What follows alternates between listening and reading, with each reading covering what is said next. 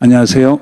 다시 찾아와 주신 여러분을 환영합니다. 이재명 대통령 지지율이 20대에서 28.2%로 폭락했다는 이 숫자, 어느 여론조사에서 나온 건지 확인하고 클릭하신 분 몇 분이나 될까요? 이번 주에 이 숫자가 확 퍼졌습니다. 이 10대 괴멸이라는 프레임이 유튜브에서, 케이블 시사에서, 지상파 뉴스 해설에서 같은 문장으로 반복되고 있어요. 그런데 이 조사, 펜앤마이크 자체의 조사입니다. 여심위에 등록된 정기조사가 아니에요. 같은 주에 한국갤럽이 뭐라고 발표했을까요? 그리고 왜 하필 이 시점에 이 프레임이 이 강도로 나왔을까요? 오늘은 세 개의 층을 뜯어봅니다. 여론조사라는 표면, 코스피 폭락 프레임의 실제 메커니즘, 그리고 이 프레임을 만드는 쪽이 자기 당 안에서 지금 무슨 일을 벌이고 있는지. 시작부터 답 하나 드리죠. 한국갤럽이 6월 30일부터 7월 2일까지 진행해서 발표한 조사에서 이재명 대통령 국정수행 긍정평가는 54%입니다. 부정은 36%예요. 5월 3주 이후 하락세를 이번 주 들어 반등으로 돌렸고요. 20대에서는 부정평가가 42%로 오차 범위 안에서 긍정을 앞섰습니다. 42%예요. 펜앤마이크가 보여준 20대 부정평가가 얼마였습니까? 저 방송에서는 70%가 나왔다고 했어요. 갤럽 42%, 펜앤마이크 70%, 격차가 28%포인트입니다. 이건 단순한 지지율 논쟁이 아닙니다. 어떤 숫자가 뉴스로 유통되느냐, 그 결정 자체가 오늘의 진짜 뉴스예요. 이 28%포인트의 격차, 오차 범위로 설명 안 됩니다.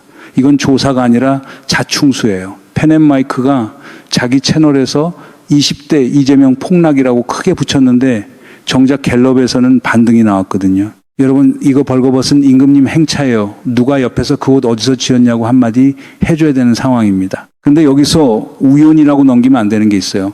이 조사가 발표된 시점을 한번 보시죠.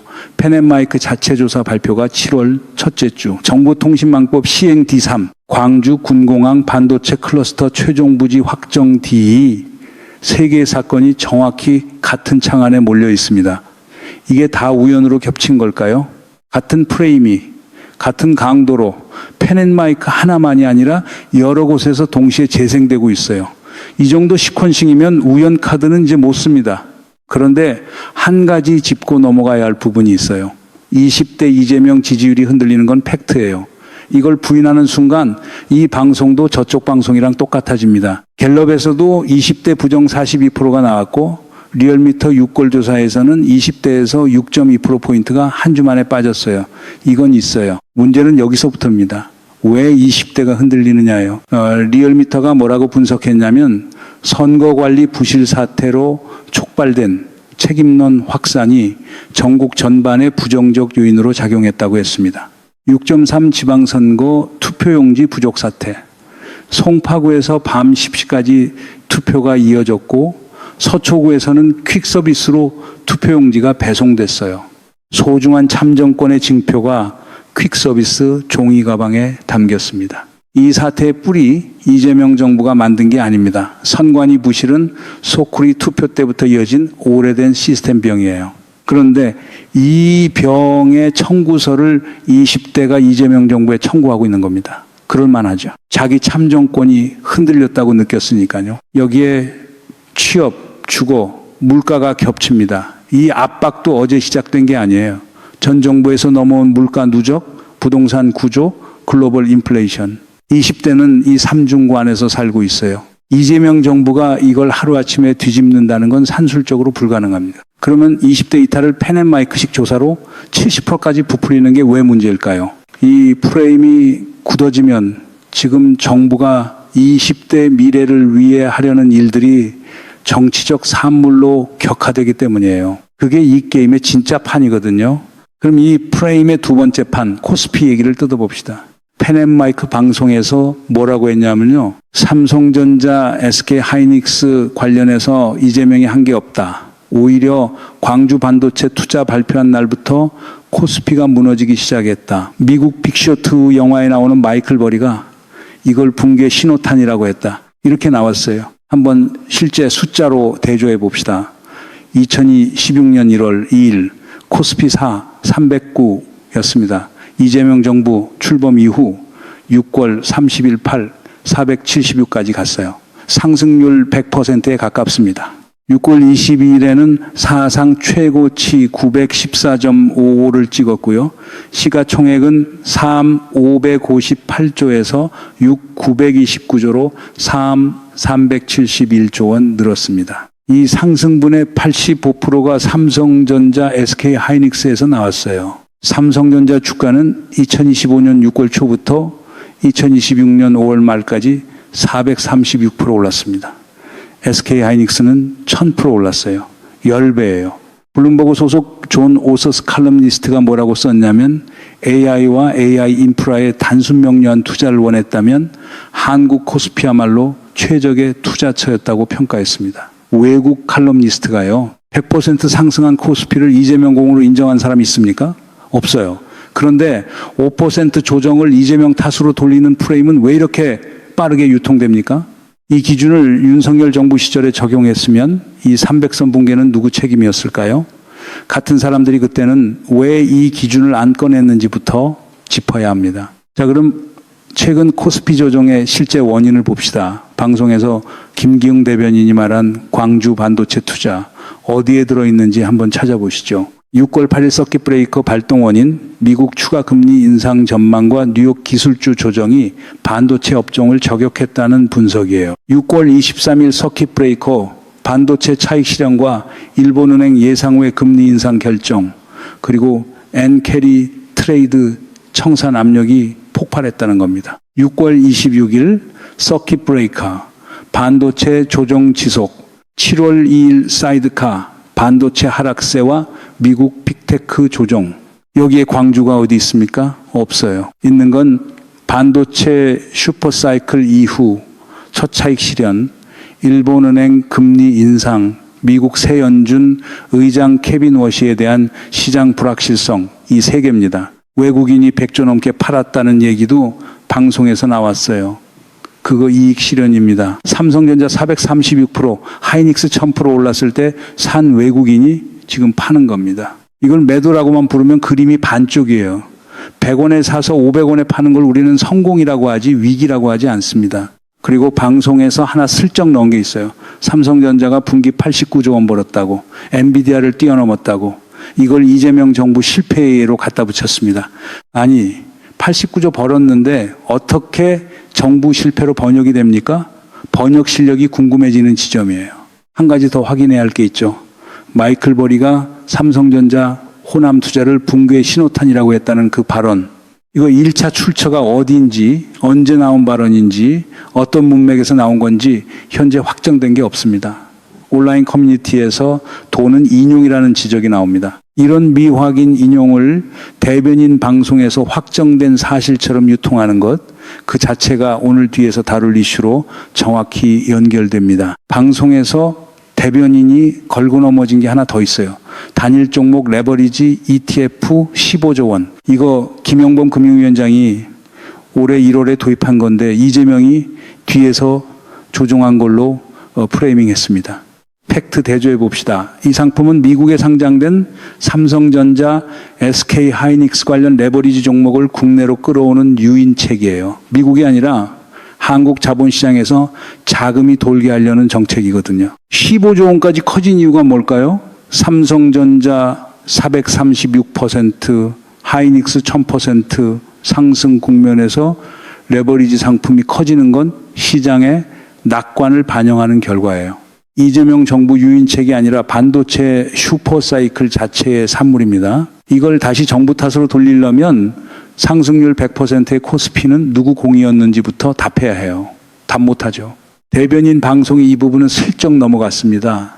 자, 이제 광주 반도체로 넘어갑시다. 이 프레임의 세 번째 판이에요. 펜앤마이크가 뭐라고 했냐면 광주에 반도체 팹 짓는 건 이재명이 삼성 SK8 비틀기 한 결과다. 광주는 인프라 부족한 지역이다. 이렇게 나왔어요. 7월 6일에 최종 확정된 부지가 어디였을까요? 광주 군공항 부지입니다. 250만 평이에요. 국유지고요. 삼성전자와 SK하이닉스가 800조 원 투자해서 반도체 팹사기를 짓습니다. 회의에는 삼성전자에서 김용관 사장이, SK하이닉스에서는 광노정 대표이사가 참석했어요. 총수 참석은 정치적 압박이 아니라 사업적 판단이라는 신호거든요. 팔비틀기라면 두 회사가 이 자리에 안 나옵니다. 여기서 결정적인 사실 하나, 광주 부지가 인프라 부족 지역이라는 주장 팩트로 뒤집힙니다. 2024년 6월, 그러니까 윤석열 정부 시절이에요. 국가첨단전략산업 특화단지 공모에서 광주 전남 부지가 후공정 패키징 특화단지 계획을 신청했습니다. 결과가 뭐였을까요? 최우수 등급을 획득했어요. 특히 전력과 용수를 포함한 인프라 확보 분야에서 1위를 차지했습니다. 윤석열 정부 최전표에 광주 인프라 1위라고 적혀 있어요. 그 최전표를 만든 정부의 후신들이 지금은 광주 인프라가 부족하다고 뒤집고 있습니다. 이거 도둑이 제 발저리는 모양새 아닙니까? 자기가 낸 채점표를 자기가 지우는 격이거든요. 그때 최종 탈락한 이유가 인프라 문제였을까요? 아닙니다. 엠코 테크놀로지의 자금 확보 불확실성 때문이었어요. 인프라는 오히려 강점이었다는 게 그 정부가 낸 공식평가서에 적혀 있습니다. 이재명 대통령이 6월 27일 SNS에서 뭐라고 반박했냐면요. 세계 1, 2위를 다투는 반도체 첨단 기업 삼성과 하이닉스가 반도체 생산의 필수 요소인 용수가 부족한 지역에 검토도 없이 초대 규모 공장 설립 계획을 할 만큼 어리석지 않다. 이렇게 정면으로 답했습니다. 전력은 어떻게 공급할까요? 정부는 신장성 변전소를 중심으로 345kV 초고압 송전망을 구축해서 2034년까지 6.28GW를 단계적으로 공급합니다. 신안 해상풍력, 서남권 재생에너지, 한비촌전 개통이 이 지역 전력 공급망의 축이 됩니다. 용수는 신규댐 없이 동복댐, 주암댐, 장흥댐, 보성강댐, 나주댐을 활용해서 하루 65만 톤 산업용수를 공급하는 계획이 잡혔어요. 그리고 이거 지상파 뉴스에서 이 톤으로 왜 안 다루는지 이상하다고 느끼셨을 겁니다. 펜앤마이크 같은 채널에서만 붕괴 신호탄, 팔비틀기 이런 표현이 반복되고 있어요. 이 감각 정확한 겁니다. 800조 투자가 어떻게 진행되는지 그 상세를 짚는 보도가 지금 이 시점에 몇 개나 됩니까? 문제는 여기서부터입니다. 이 프레임이 굳어지면 어떻게 되냐? 800조 투자가 정치적 산물로 격화되고 광주 부지 개발 속도에 브레이크가 걸립니다. 결과적으로 누가 이득을 봅니까? 수도권 집중 유지, 정치적으로는 반이재명 진영. 이 프레임의 진짜 목적이 광주 반도체 저지라면 그건 이재명 흔들기가 아니라 균형 발전 저지 시도예요. 스케일이 다른 얘기입니다. 여기까지 세 개의 프레임을 뜯었어요. 여론조사, 코스피, 광주 반도체. 그런데 이 프레임을 만드는 쪽, 국민의힘 안에서 지금 무슨 일이 벌어지고 있는지 봐야 그림이 완성됩니다. 이번 주에 국민의힘 내부에서 벌어진 일 하나만 짚어보시죠. 육선 최다선 조경태 의원이 당 윤리위의 징계 대상으로 올라왔어요. 이유가 뭐냐면요. 5월 22대 하반기 국회 부의장 선거에서 자당 후보 박덕흠 의원 대신 자기를 뽑아달라고 민주당 원내대표와 의원들에게 전화했다는 겁니다. 실제 본회의 표결에서 박덕흠 반대 이탈표가 28표 나왔어요. 조경태 의원이 왜 그랬을까요? 이유가 흥미롭습니다. 박덕흠 의원을 내란 옹호 세력이라고 지목했어요. 12.3 비상계엄 옹호 세력이 국회 부의장 자리에 앉는 게 맞냐고 정면으로 물은 겁니다. 여러분 여기서 잠깐 멈춰야 해요. 김기흥 대변인이 펜앤마이크 방송에서 뭐라고 했습니까? 이번 지방선거 내란 프레임이 먹혔냐? 안 먹혔죠. 이렇게 나왔어요. 그런데 자기 당 육선 최다선 조경태 의원이 자기 당 후보에게 내란 옹호 세력이라고 지목하고 있습니다. 김기흥 대변인이 반박하고 싶은 그 프레임을 국민의힘 육선 의원이 자기 당 안에서 직접 사용하는 겁니다. 그러면 김기흥 말이 맞는 겁니까? 조경태 말이 맞는 겁니까? 국민의힘 안에서는 지금 답을 못 내고 있어요. 이 그림 어디서 보셨을 겁니다. 계엄이 벌어지고 그 계엄을 옹호하거나 침묵한 세력이 여전히 정당의 요직에 앉아있고 안에서 이건 아니지 않냐는 목소리가 육선 최다선에서 나오는 그림. 12.1 이후에도 정확히 같은 논쟁이 있었죠. 역사가 반복되는 게 아니라 아직 청산이 안 끝난 겁니다. 장동혁 대표는 이번 주 최고위에서 뭐라고 했냐면요. 심각한 해당 행위에 대해선 당원 당규를 개정해서라도 복당을 영구 금지할 필요가 있다. 이렇게 나왔어요. 대거 징계 정치가 시작된 겁니다. 조경태만이 아니에요. 6.3 부산 북구갑 재보선에서 무소속 한동훈 후보를 도운 친한계, 대한과밀회 소속 초재선 이씨 보명, 여기에 진종호, 배현진, 박정훈, 한지아, 이 사람들이 다 징계 대상으로 거론됩니다. 그런데 같은 당 김재원 최고위원이 라디오에서 뭐라고 했냐면요. 언론을 막는 징계는 당의 화합만 해칠 뿐 당에 도움이 되지 않는다. 자당 최고위원이 자당 대표의 징계 정치를 공개적으로 반대한 겁니다. 이 징계 정치가 성공하면 국민의힘에 누가 남습니까? 12.32전으로 회귀하려는 잔존 세력만 남게 돼요. 대한과밀회 초재선 25명, 친한계, 그리고 육선 조경태까지 나가면 당 안에서 12.3 청산을 요구하는 목소리가 사라집니다. 이 그림이 우연입니까? 이 프레임의 최종 수혜자를 따라가면 이 판이 왜 이 시점에 이렇게 짜여 있는지 정리가 됩니다. 김기흥 대변인이 이 방송에서 조경태 의원에 대해 나가시라고 했어요.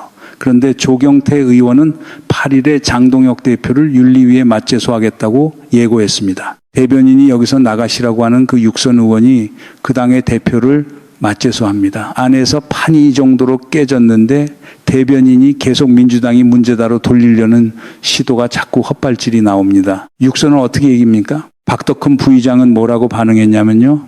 페이스북에 이렇게 썼어요. 조경태 의원의 해당 행위를 강력히 규탄한다. 경선 결과에 불복해 당을 분열시키고 여당의 표를 기웃거린 행위는 민주주의를 부정하는 반정당적 행태다. 그리고 절이 싫으면 중이 떠나는 것이 순리라고 조경태에게 직격했습니다.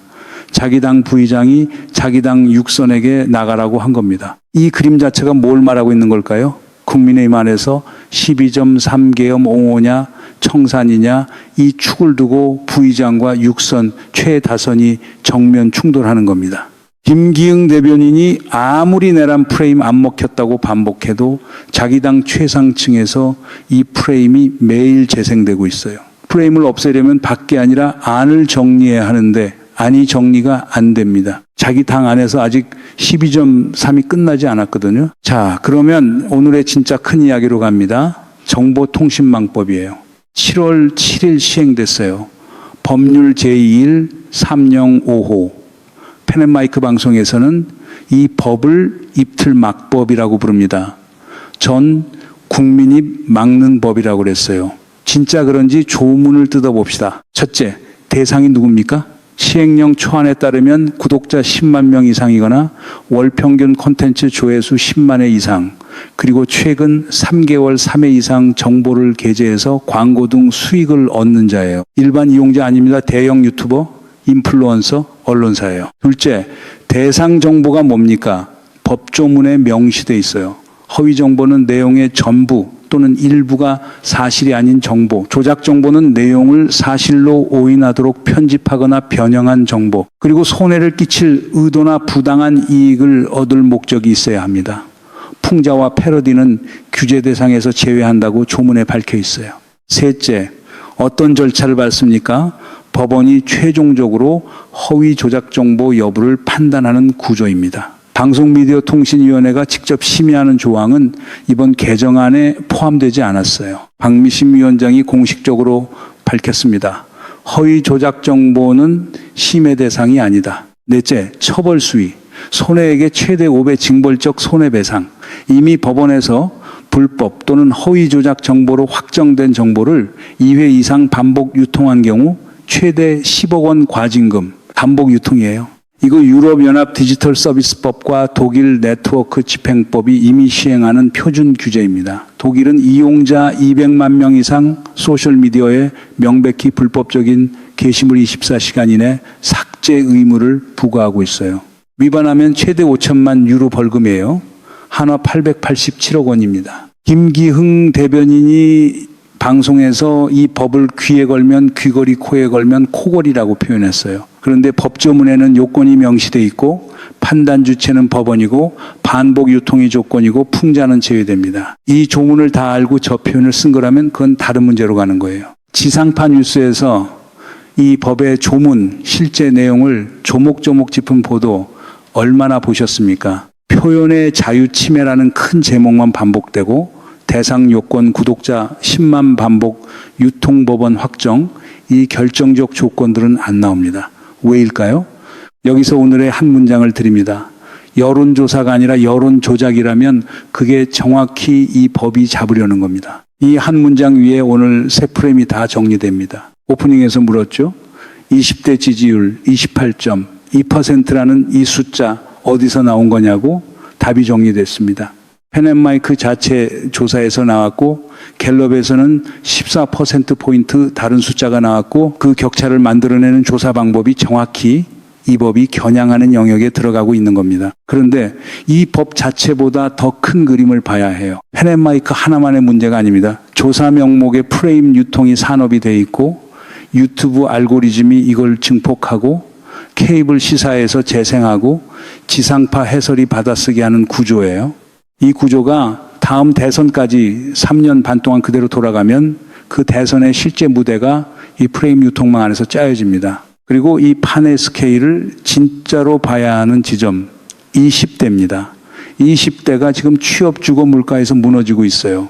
이 압박은 이재명 정부가 만든 게 아닙니다. 글로벌 인플레이션, 부동산 누적 문제, 전 정부에서 이어진 노동시장 경직성 이런 게 겹친 결과예요. 이재명 정부가 지금 하려는 800조 반도체 클러스터 AI 인프라 구축은 정확히 20대 미래의 일자리를 만드는 그림입니다. 20대의 미래를 실물 경제로 짓는 판이에요. 그런데 이걸 팔 비틀기라고 프레이밍하는 쪽이 진짜 20대의 미래를 어렵게 만드는 겁니다. 여론조사에서 20대 부정평가를 부풀리고 그 조사를 코스피 조정과 엮고 코스피 조정을 광주 반도체 발표 탓으로 돌리는 이 회로가 완성되면 20대의 실물 일자리 판이 정치적 산물로 격화돼요. 20대가 이재명을 등질까요? 아니면 이재명을 등지게 만들려는 프레임을 등질까요? 이 질문의 답은 800조 반도체 클러스터가 광주에서 실제로 삽을 뜨는 순간에 나옵니다. 삽 뜨는 그날까지 이 프레임 전쟁이 어떻게 흘러가는지 계속 지켜봐야 할 겁니다. 이 흐름이 어디로 가는지 같이 추적하고 싶다면 구독 눌러주십시오. 다음 국면 놓치지 않으시려면 알림 설정도 같이 부탁드립니다.